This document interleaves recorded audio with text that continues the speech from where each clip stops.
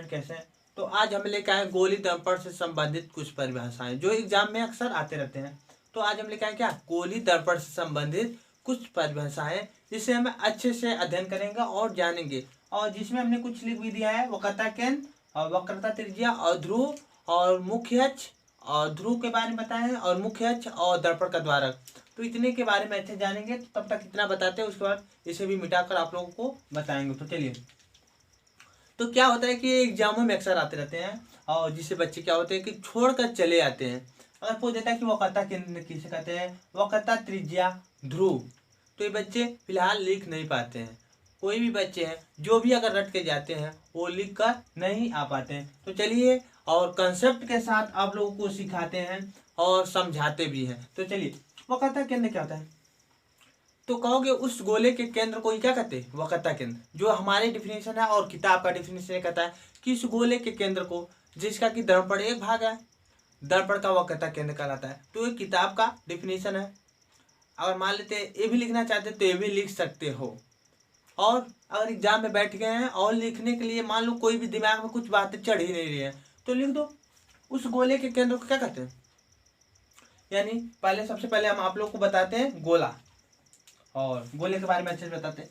तो ये क्या होता है, देखो यहाँ पर अच्छे से समझाते हैं। और ये आपका क्या है, गोला या वृत्त।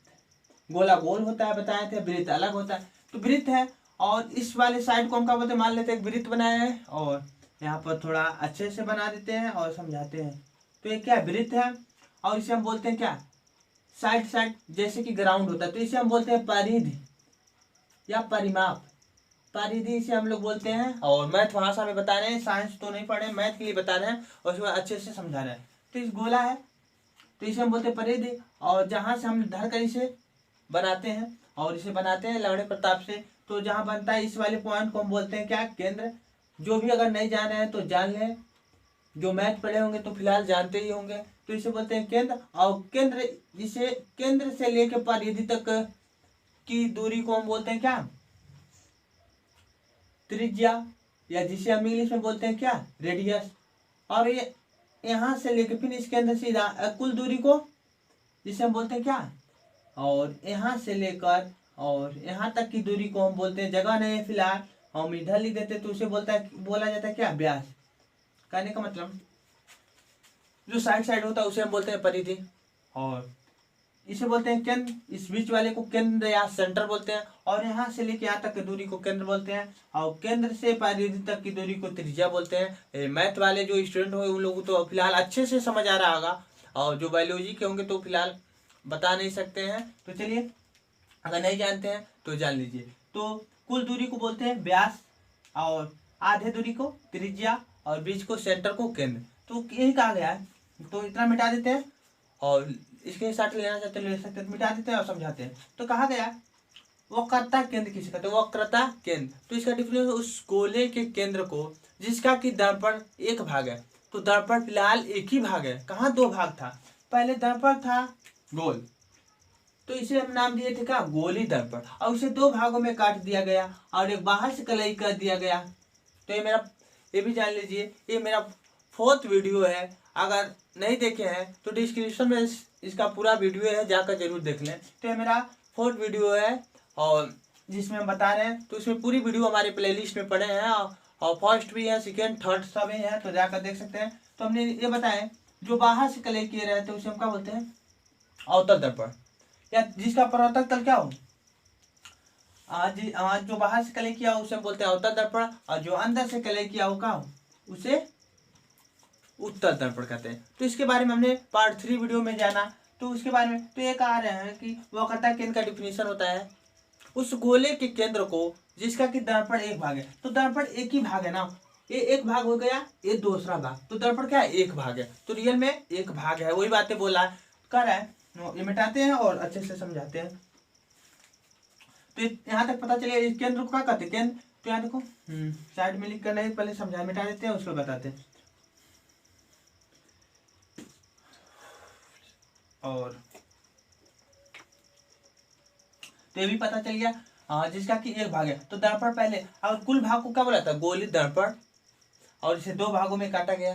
तो एक हो गया अवतल दर्पण, एक हो गया उत्तल दर्पण। अवतल दर्पण किसे कहते हैं? जिसका परावर्तक तल क्या हो, जिसका परावर्तक तल अंदर की ओर दबा हुआ हो, और उत्तल दर्पण, और इसका जो उत्तल दर्पण में इसका डिफरेंस में जिसका परावर्तक तल का हो बाहर की ओर उभरा हुआ हो, यानी बाहर की ओर फेंका हुआ हो, नहीं बोलते। एक परावर्तक मतलब ये होता है क्या, परावर्तक तल, इसका क्या होगा, ये परावर्तक तल। परावर्तक तल का मतलब दिखा देते हैं, अरे हाँ वही होता है परावर्तक तल, जहाँ से प्रकाश का क्या होता है, परिवर्तन।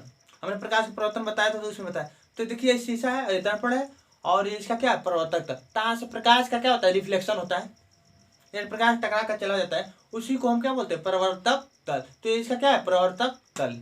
तो यहाँ इसे रख देते हैं, उसमें बताते हैं आपको, तो अच्छे से समझाते हैं आप लोग को। तो यही कहा गया है, और चित्र बना देते हैं और समझा रहे हैं। एक हो गया चित्र, और लेके यानी ये उसका क्या है, सेंटर है। तो मैथ में इसे हम बोलते हैं केंद्र, ऐसे भी हम क्या बोलते हैं, केंद्र। ये देखो मैथ में इसे हम बोलते हैं, लोग बोलते हैं क्या, केंद्र। तो इसमें क्या बोलते हैं, इसे वक्रता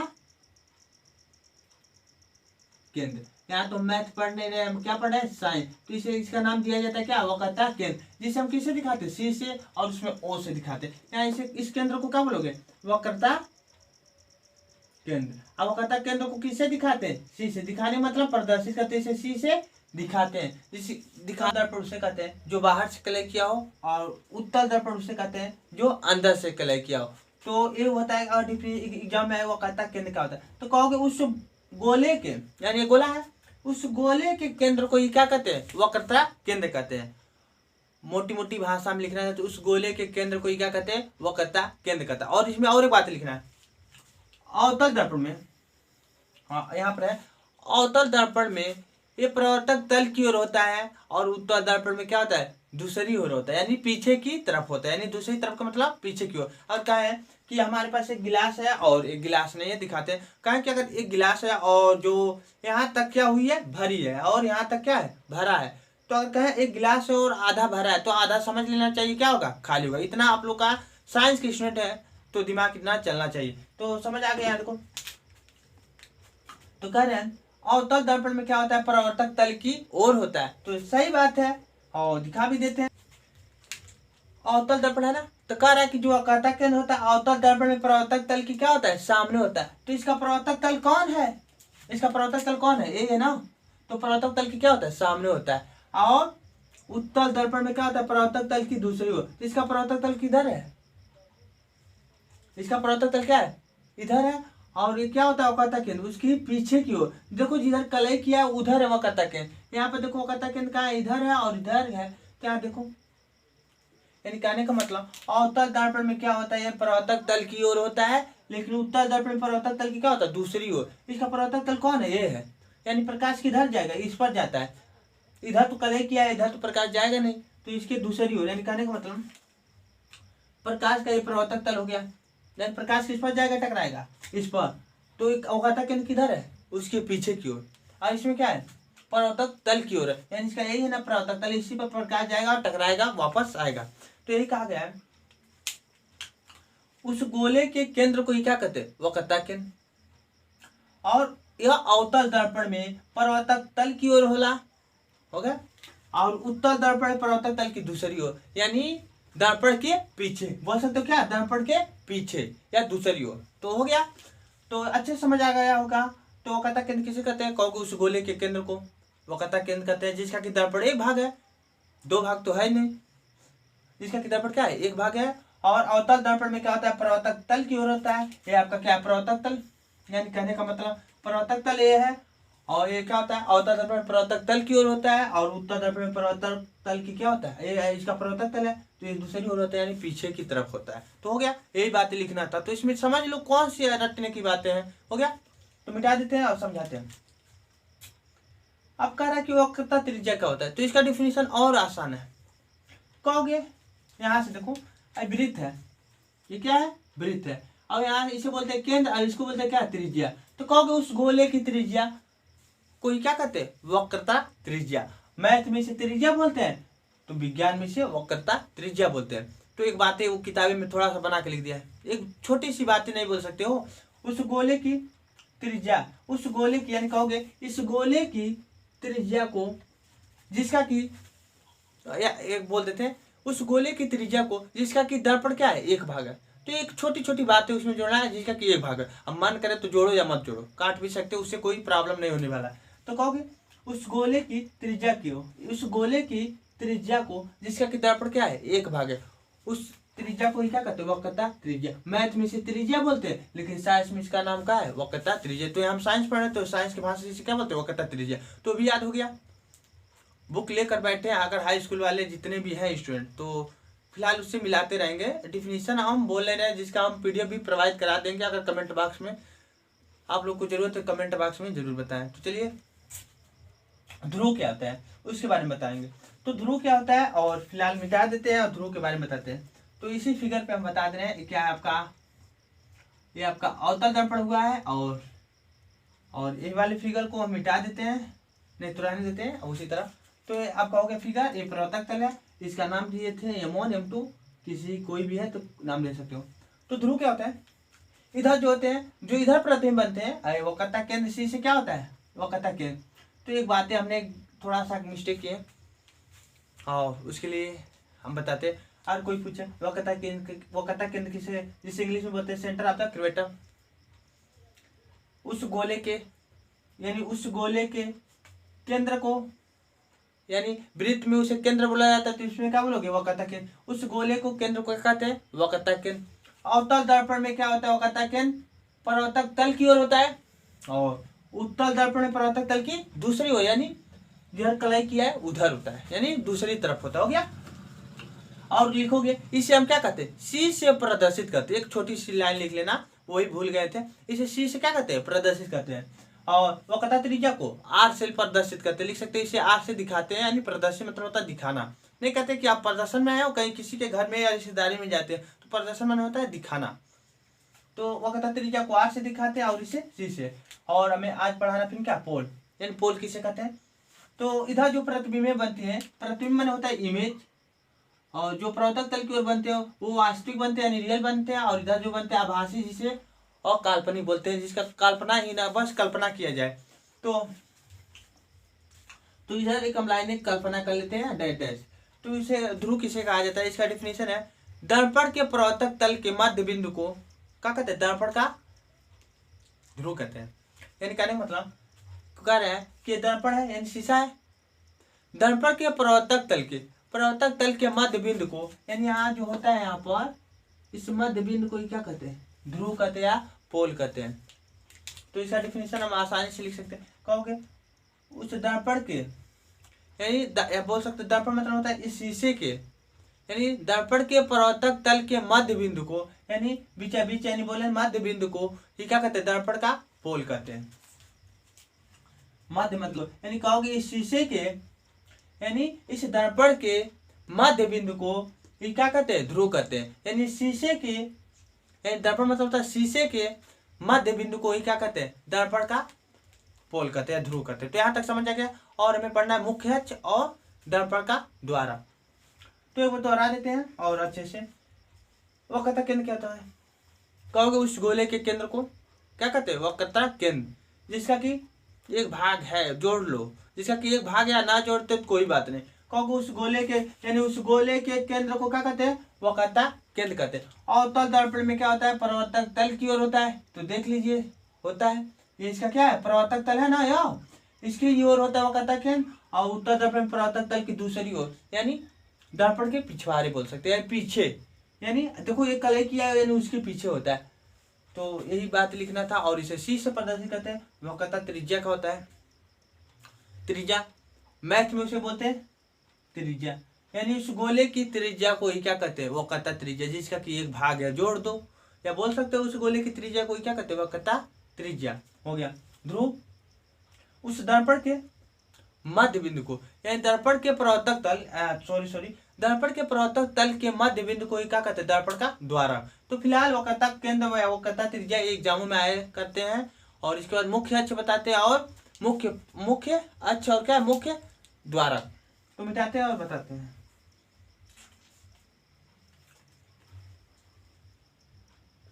इसे बोला जाता है दर्पण। ये दर्पण जो है जिसे कलई कहते हैं,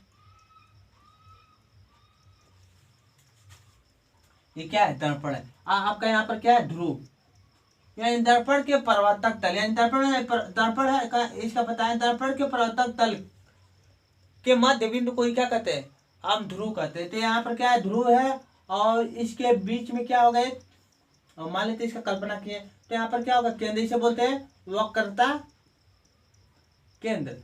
वक्रता केंद्र इसे हम किसे दिखाते हैं, तो सी से। और कहीं ना कहीं आपका यहाँ वक्रता केंद्र है।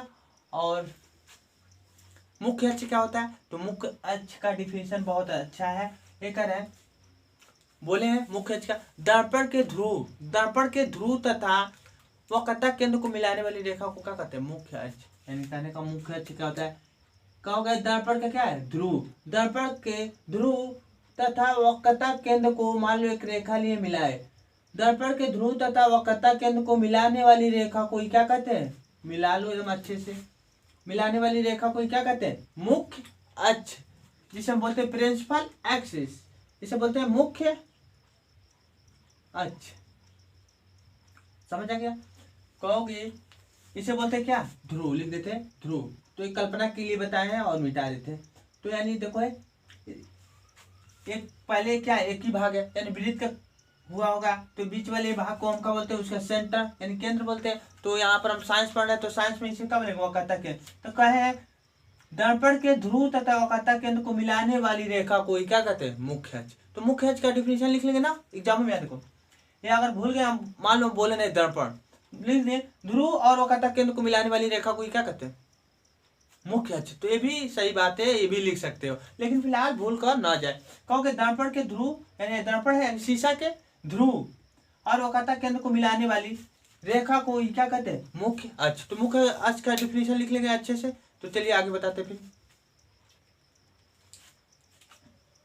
दर्पण का द्वारक क्या होता है, और दर्पण का द्वारक भी इसमें बता देते हैं। दर्पण का द्वारक क्या होता है, दर्पण का द्वारक का डिफिनेशन होता है, दर्पण के प्रवर्तक तल के व्यास को दर्पण का क्या कहते हैं, द्वारक कहते हैं। और इसे लिख सकते हो, इसे पीसी से दिखाते हैं, और मुख्य अक्ष को क्या दिखाते हैं, किसे दिखाते हैं, पीसी से। इसे लिख लो, पीसी से दिखाते हैं, यानी यहाँ से यहाँ तक की दूरी क्या बोलते हैं, पी और सी, यानी पी ध्रुव है सी, यानी पीसी से क्या कहते हैं, प्रदर्शित करते हैं, लिख दे रहे हैं।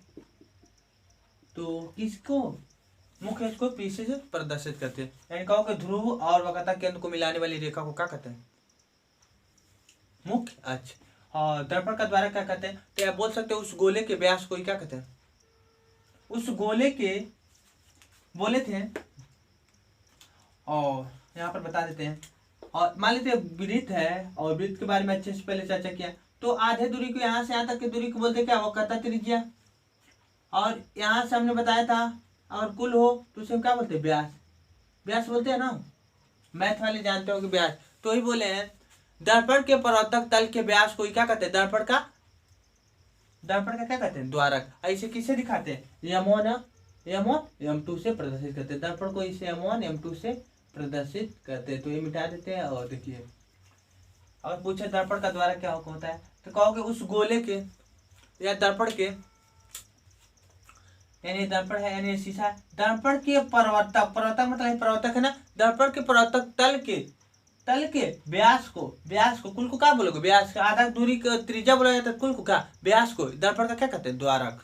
तो सब समझ आ गया होगा आपको अच्छे से। आज पूछते हैं सभी,